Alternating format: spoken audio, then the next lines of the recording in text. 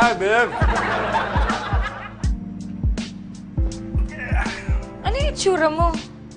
Itsura mo, nakasando, nakapunit na pantalon. Ang sama nito, ito kasi yung sinusuot ko kapag wala akong meeting. Mga sessions lang na ganyan, okay na ako dito. Eh, hindi ka naman ganyan dati. Bakit?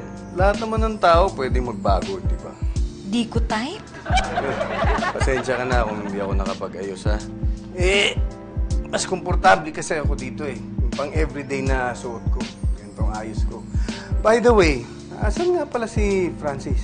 Eh, pinauna na ako. Eh, dumaan pa kasi sa mall, eh. Sige, di hintayin na natin. Okay.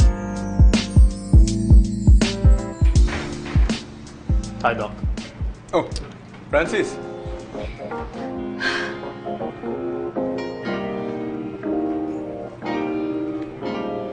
Ano nangyari sa'yo? Alam ko kasing ito talaga gusto ko. Ganito mo ako nagustuhan dati. Kaya, binabalik ko lang yung dati ko.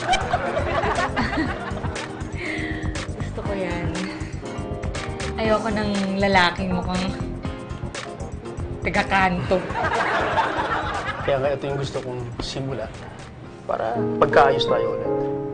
At mag-e-effort pa ako para mapunuan lahat ng pagkukulang ko. Oh. Alam mo, na-realize ko rin yan. Marami rin akong pagkukulang.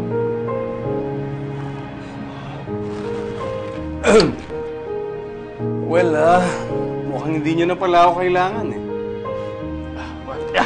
Salamat, Doc. But I've realized na hindi lang pala basta love. Kailangan din ng understanding and effort to change. So, love,